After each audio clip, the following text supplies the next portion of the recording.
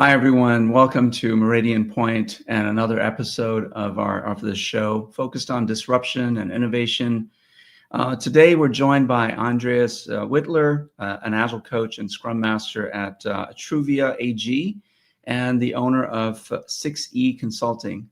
He brings a unique anthropological lens to organizational transformation, drawing from diverse fields like psychology, anthropology, and social sciences. Andreas helps teams and organizations navigate change by understanding deeper patterns in human behavior and collaboration. During the pandemic, he transformed a career setback into an opportunity to build a global network of thought leaders, demonstrating firsthand how disruption can spark innovation. His work explores how historical patterns and cultural insights can help modern organizations become more adaptive and resilient. So without further ado, I'm going to invite Andreas to the stage here. Thank you so much for joining us today, Andreas. Welcome. Hello, and thank you for having me. Of course. All right. So you've written about, I found you on LinkedIn actually, and some of the writings that you've shared on there are really quite interesting and intriguing.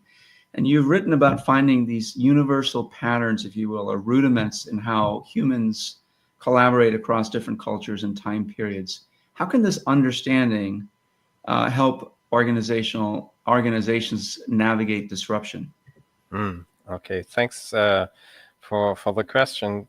What I call a rudiment is actually from when you learn to play an instrument, drums, then you're doing something like left, right, right, left, or so small patterns that you're using to play a song on the drums. So what we found is that there are small pebbles of collaboration that are really helpful if mastered. And if not, well, you will have to catch up someday later on. One example is the challenge to find innovative ways to deliver a service or product. So one of those pebbles in collaboration is listening to each other to collaborate. And when we are, for instance, listening, we have two choices. There is a listening to reply early because you want to filter from what I'm saying the proof that you were right. So this kind of listening. Or you could go the other way and say, I want to listen to understand, I'm curious, and I'm kind of entering your world and trying to understand the world, seeing through your eyes, using your brains, using your ears, and trying to understand what is there to, in the end, discover something that could lead to an innovation. First principles, patterns, or needs, or whatever my kind of thinking and doing offers to you and inspires you to connect to my world. Interesting. So really these rudiments, they connect people regardless of culture, language, obviously language. Hopefully there's a shared language that people can share ideas. But what you're saying is these rudiments help people communicate across cultural barriers, that if you learn how to listen, you can sort of transcend the barriers that culture can impose. Is that right? We could create something new from that. It is not only you listening to me, but it's also me listening to you. So we both enter the world of each other. Sure. Can you give maybe an example of how you've seen this in practice, in a multicultural team, perhaps, that's maybe separated by a time zone or geography, whatever it might be? Yeah, of course. Classical challenge is meeting a deadline. What do we have to do to meet a deadline? What's the status quo? What's the work flowing?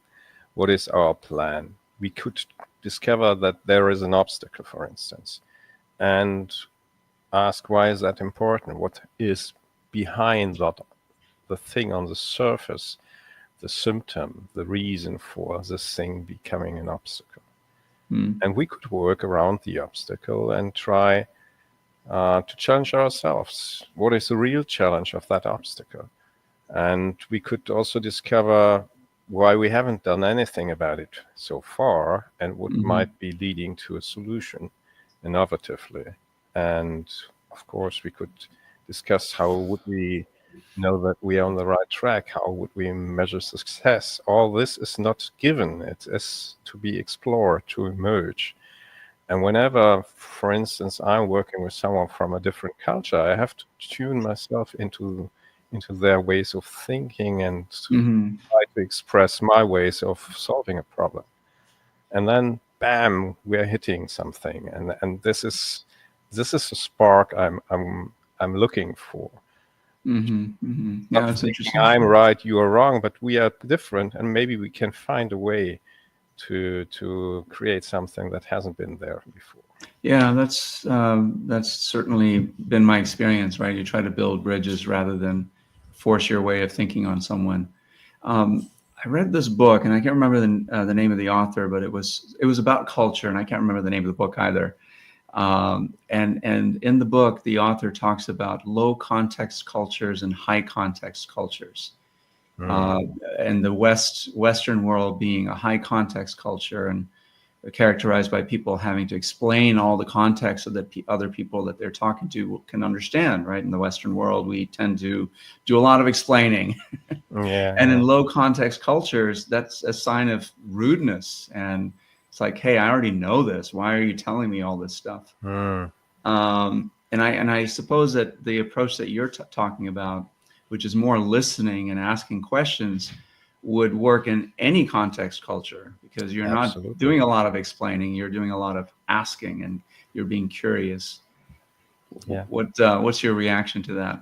Yeah, it sounds good to me. I mean, listening is not the skill we are being brought up with very well. It depends a little bit on your culture and your family, but in general, I would say in the Western world, listening is not the skill number one. My personal opinion is that we are biased towards action, trying things, doing, forcing, expressing ourselves, not listening. That's So true. this is more of the Eastern world from my perspective. That's exactly what this I'll find the name of the book and the author and I'll include it in the show notes. Okay. But I'm horrible with remembering things like that. But it was a really good book. And the low context cultures are usually the ones in the East, right? So the Asian cultures, Japan, China, India to a certain extent, are lower context. Of course, there's a spectrum, and not everyone's the same, just like anything. But it was an interesting book. All right, so in my intro, I talked a little bit about your personal disruption, right? During the pandemic, you went from being laid off to building connections and creating this great thing. Tell us about that. Yeah, I mean, when the pandemic hit us, it was the first time in history, as far as I can see it, that everyone on this planet had more or less the same context. This pandemic hit us all at the same time. And we had to recover from whatever consequences we had to experience in our neighborhoods. My consequence was I was locked down for a couple of months and had to accept not being employed any longer. So I used technology, and that technology emerged at the same time, video conferencing and all the tools, whiteboards and so on, to people I knew from my past, but also explored into other communities wherever they were. And my idea was how to find out what the different organizations and people in other countries and contexts are doing with Scrum. For instance, the Agile world was my safe haven in that time. And I tried to connect to other coaches, Scrum Masters, to some of the people that had signed the manifesto, and from there it went on and on. We collaborated on, I don't know, liberating structures, for instance, or on what is fun in India in context of Indian people. And I had the opportunity to connect to teachers in Malaysia and India, to people in New Zealand, Australia, and I learned from everyone something. So on the one hand, it was a horrible experience for many of us, but on the other, it's also an opportunity at the same time, and connecting to those people and discussing and grieving with them and having difficult conversations about our situation, on the other hand, gave us some hope and connection and some insights. It was a valuable learning time for me. I would say after university, the time of most intense learning I had ever since then. Yeah. That's amazing. So what, can you share a few things that really stuck out to you that you learned and have shared since with people that you work with? Yeah, I had the opportunity to connect to people in Colorado, in Denver, and in Boulder. Mm-hmm. And for instance, there was a session about respect. What is respect from their point of view? And I had the opportunity to work in a breakout room with someone who served as a ranger to the Burning Man Festival. Mm. And so working on something like respect with someone with such a different background was really amazing for me. Great experience. How to learn and work and collaborate with someone who's really strong on this point, respect. Did it change your definition of respect? Absolutely, yes. Yeah. So what was it before and what did it become? I couldn't say that this was very important in my vocabulary or my doing, but connecting to this person was something that for me was a deep emotional experience. Respect for someone coming from Europe is more a formal thing, and not something that is deeply rooted in your heart and your being. I connect to you as the host of this podcast show, but the respect is something different. And I respect now, after the work of people and the individuality of people, more than ever before. So this was something life-changing, I would say. Yeah. Was this a sort of an agile Scrum? Yeah. Okay, because respect is one. Yeah, respect is one of the values, right, in Scrum. It's exactly. And maybe that was the context that you were speaking about it from. So we started there. Yeah. Yeah. Respect in collaboration. Think about it. How many times are we connecting to each other in disrespectful ways? Saying that we are right and we want to enforce some of the ideas, not giving the room necessary for exploring. Yeah. I remember also Otto Scharmer, the theory the 4 levels of connecting and discussing. The 4th level, the deepest level, is we are bringing to the table whatever we have, our skills, our past, our experiences, and then trying to build something that none of us could have built before without that situation. Yeah. This is respect. That's amazing. Sounds like a really good experience there. So in light of recent developments in the agile space, right? So I don't know how things are in Europe, but certainly in the U.S., Agile's been around for a long time, 24 years, right? And in many places, it's a bad word because companies have tried it and they've matured beyond it, or in some cases, it's been a failure. They've gone back to old ways of working. What would you say is the current state, if you want to call it that, or where do you see people like us? I still work as an agile coach, a professional coach, and I still do the things I did 10, 15 years ago. But at the same time, I'm aware that things are changing and we have to evolve. So where do you see agile going in the future?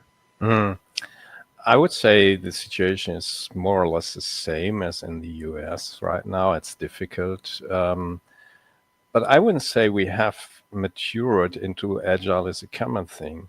What we have is on the surface done something, the form, the cargo cult of agile, maybe Scrum or some other ways of collaborating. But in the deepest sense, we haven't tried really to be agile. We haven't listened and collaborated well, and we haven't tried to keep the focus on delivering and discovering things. What I'm seeing in my context is the discovery side is more or less neglected. It is not introduced agile ways of collaboration. to discover new ways to serve and to deliver products to customers. It's more like we have this and that plan, and please hurry and deliver this and that output, or at the best this or that outcome, without great opportunities to discover things. And in these times, technology is pressing us so hard to let go of old ways of doing things. I wouldn't say we have really started to master Agile, to really do it at the core of it. I would say you're right. I had a conversation with a product person a few weeks ago, and we talked about the same thing, really, about discovery being something that's a bit of I wouldn't say it was a lost art, but maybe a never gained art, that people are so keen on delivering something that they don't take time to discover what we really should be, delivering. So I definitely second that. You in your writings on LinkedIn, you often compare organizational transformation to Margaret Mead's anthropology approach. Can you sort of describe for us what is her anthropology approach? Yeah.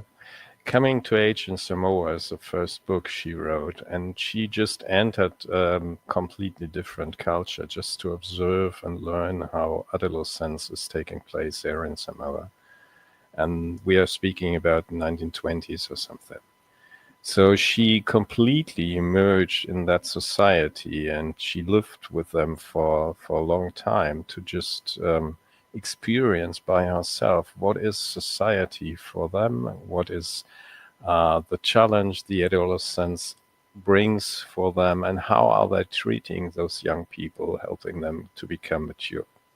And by observing this, by asking questions, by living with them, she learned a lot. It is, first of all, of course, curiosity and openness, and then also the longing for connection to them, and experiencing all the anxieties and the needs they have, and then translating into our terms, our Westerners' terms, what she expressed there, saw there as a different way to do such a natural thing as coming to age. So this openness and this completely immersion hasn't been before the rule in that area.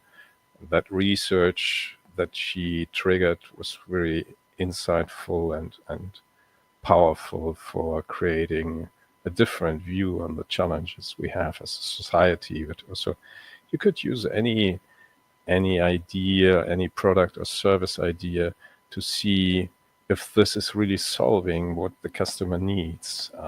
Living with the customer, seeing how they are doing whatever they are doing, is not the standard even now.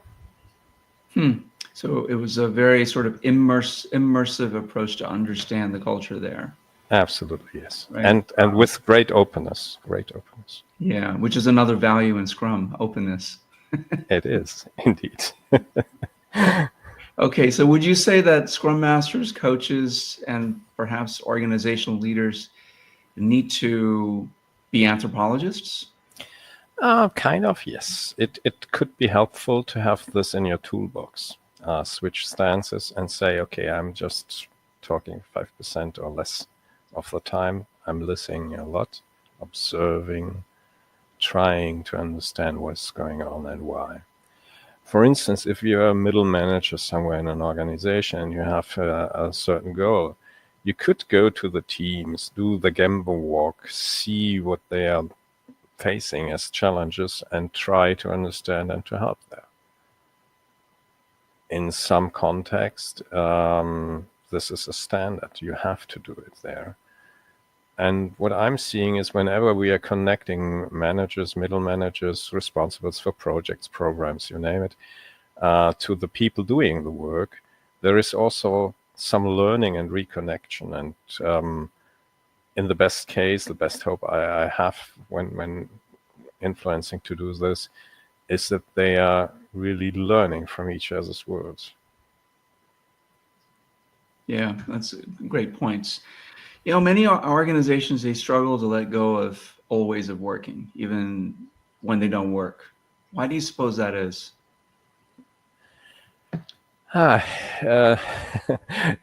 Letting go is always difficult. I mean, it's like cleaning your room. You have to make space for new ideas, for new ways of doing things.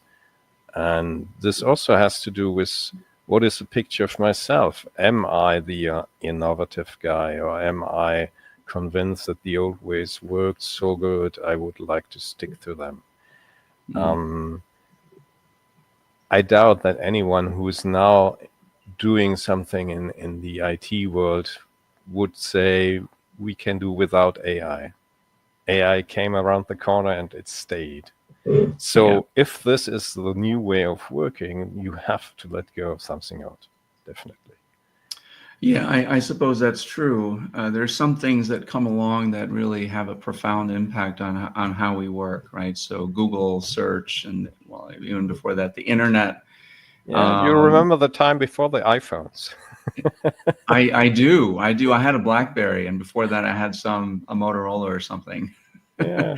And it feels like the Stone Ages. It feels like such a long time ago. And technology changes so rapidly, so often. And AI has only been, well, it's been around for longer than a couple of years, but the AI as we know it today has only been around for a couple of years, 3 years or so. Yeah. And it's already caused a huge disruption, if you will. I personally discovered that I'm now planning my trips overseas using AI, finding the nicest places to stay, the beautiful hotel or B&Bs, and I just organized the whole thing using AI. I wouldn't have in the past. Yeah, same here. But it's so easy. It is. Yeah, same here. I told what I wanted, and I told the dates, and I said, plan me a trip. Exactly. And it did, right? And it was beautiful. And you will never switch back and to go to someone, an expert or someone else helpful to organize this for you. You can do it by yourself. Yeah. It is quite disruptive. So where do you see AI? How do you see AI influencing the space that we work in, right? In terms of the work that we do with teams, with the organizations that we support. What are your thoughts there? It is like the iPhone in everything. It is helping us, even if we're just using a product and don't know how to use AI. The product knows. It is interwoven into the services or whatever it is in that product. So you're using a phone, a watch, or anything that is producing data, using data, connecting to other machines without you doing anything. The other day I came around vibe computing. Kids without any knowledge about computing, they can use apps more or less to create games. Yeah. I mean, they will never let go of that. It's so much fun and it's so creative. So we see a lot of things being automated, agents doing things for you, stupid routines will not be one of your tasks any longer in the short future. And that sets you free to do the real interesting thing, the innovative things. That's a good way to look at it, for sure. And I suppose it gives, there's hope that, as change agents that we are, we can help people let go of the things that occupy their time now, which is more the mundane things, the repetitive things, and start to help them think about the more important things, the more creative and innovative things that maybe they could be working on, right? And free up their time to do those types of things. But of course, like anything, it's going to take time and effort, and we have to be, in your words, anthropologists in a way, to observe, ask questions, and be open to creating space for these types of conversations to occur. Right? And I'm learning from my kids as well, so it's not only an adult thing here. Yeah, of course. And I think they're probably the best. To give you an example, my business partner, he works with AI and specifically with young kids in more disadvantaged areas in the part of the country where he lives. And he's created a program using AI to teach these kids about agile and product management and so on and so forth. And these are all in the STEM program, the science, technology, and engineering fields, right? So kids that have aptitude but don't have the means to go buy a computer or whatever. And so the grants that we were able to secure through the state funding gave them the opportunity to learn how to use these tools and create some amazing things to a point where they were out competing college kids and maybe even some people in working that actually had jobs to create the types of apps and things that people would actually go out and spend money on. So it was quite amazing. Like what kids today are already sort of cultured to and programmed from an early age to use a phone, to use these types of applications that may be harder for us older people. So we can help them with some other things with our experience in life, maybe. Yeah, perhaps. And collaborating on these things. Maybe one of my kids will become an entrepreneur. I don't know. Yeah, you never know. Maybe I can I can counsel there a little bit. I don't know. There you go. We will see. So I'm going to sort of wind us down with some fun questions for you. Get people to know you a little bit better. First one is, what's your favorite beverage of choice? Coffee, tea, or something else? I would say in the morning it's definitely coffee. I'm not working without any coffee. Sorry. It's my kind of gasoline. My machine is working with coffee. I lived in Italy for a couple of years and you can't escape. Yeah, same here. I have an espresso machine up there and I make myself a nice double. Yeah. As a German guy, I also love my beer. Yeah, of course. It's a stereotyped thing, but yes. And of course, I also enjoy in company a good bottle of red wine or white wine, whatever it is. Yeah. It is relaxing and connecting on us. So I guess on a level. Depends on the context, right? What beverage you choose. Yes, absolutely. Yeah. But sitting somewhere on a terrace with a view on the sea and some sundowners. Right. All right. So what about this? Digital boards or physical walls? I love physical walls. I have the opportunity 2 weeks from now to reconnect to people meeting in an office, like in the old days, nice. Stickies on the walls and all that. I really love that. But of course, I wouldn't like to have to go to the office 5 days a week again. Yeah. This is past. Yeah. I think we will never see it again. Yeah. Yeah, maybe. What's the most overrated Agile practice? The most overrated, oh boy. I would say not because of its design, but how they are conducted. It's the review. I haven't seen any reviews that are not staged in some kind, some play going on. On the forefront, it's all shiny and we are happy. And we are not inclined to talk about anything that we missed or failures maybe, or things that are near misses. So we are just polishing everything 10 times and then saying, hey, we superheroes, we delivered this and that, and it's so great and awesome, and applause. I love that. That's so true. That is so true. It is definitely underutilized and overrated. Yeah, absolutely. We would like to have more, as Agile coaches, I suppose I'm speaking for you as well, a more open conversation here, also talking about the things that didn't work out so well. Sure. The learnings from that, the double loop learnings. It's not only done, but we also accounted for all the learnings from whatever we found on our ways. This open conversation, I'm almost not able to evidence somewhere. It's rare, a rare beast. Yeah. What about the most underrated Agile practice? Oh, definitely, it's a retrospective. it is for me the core, the heart of everything that we are doing, just pausing and reflecting on our collaboration.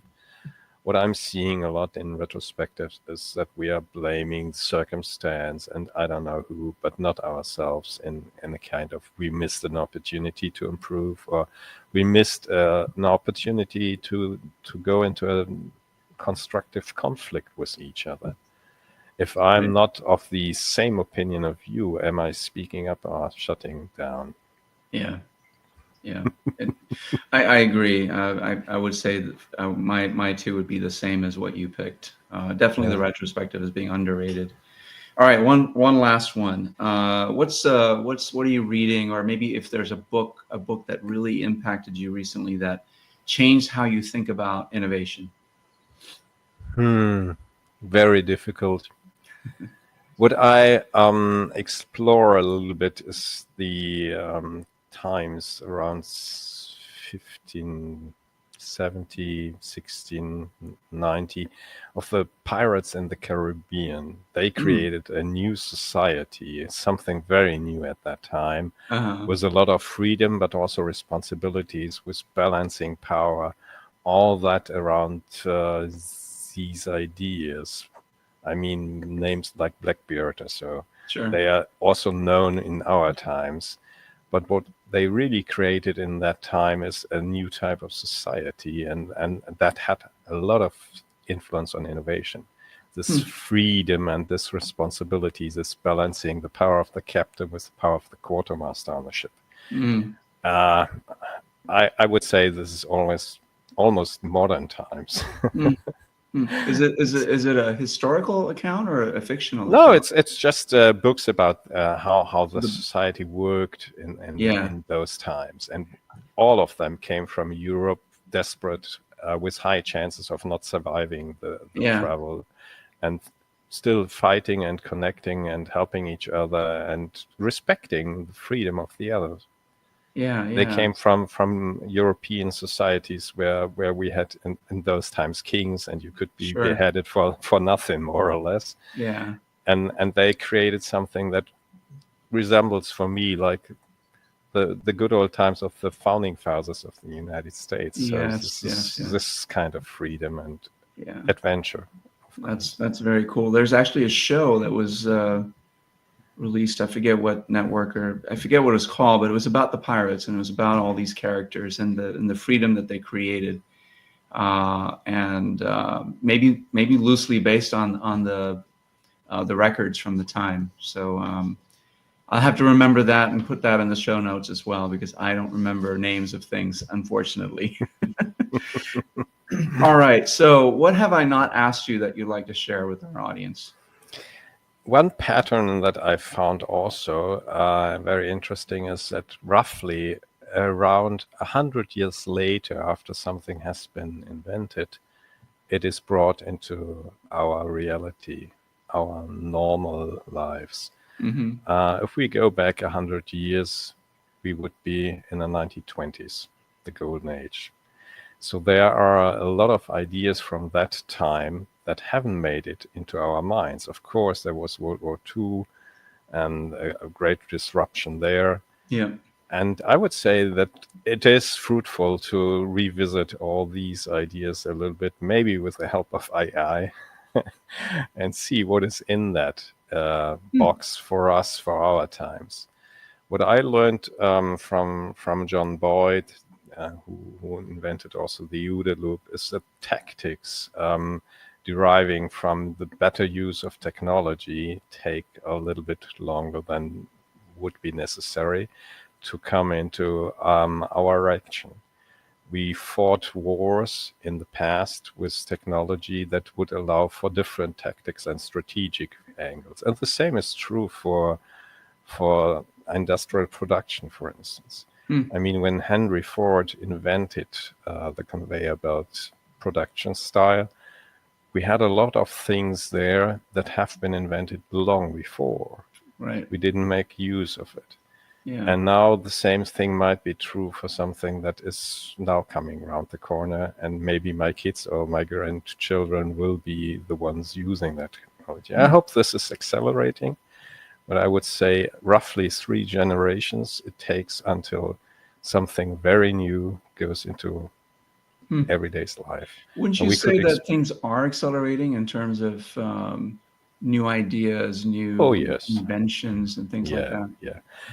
Think about the amount of knowledge that is created every single day. Sure. The amount of data created in 1 year, I think it was 2016 or so, when the whole mankind created in that 1 year more data than in the whole history of Exactly. mankind Yeah. before. It's It's an machines exponential talking to increase. machines and all that. Right. And we now have the power to compute all that. Right. And I would say that not far into the future, innovation itself will not be only coming from humans. It's research done by robots for us. I fully believe that it's going to happen sooner rather than later. We will see. Yeah. Yeah. We will see it. You and me, maybe. Yeah. Well, Andreas, it's been a real pleasure talking to you today, and I hope the audience, I'm sure they would have enjoyed it as well. Thank you so much for being here, and I'm thinking there's probably another conversation we could have about some of the topics that we didn't dive into as deeply as maybe we could have, and so we can maybe brainstorm and come up with maybe another focus and bring you back on if you're open to that. Yeah, I have to thank you very much for the opportunity for today, and I would be open for any conversation we would like to have. All right. Sounds great. Something going a little bit deeper. Thank you. All right. Take care. Bye-bye. Have a good day. Bye.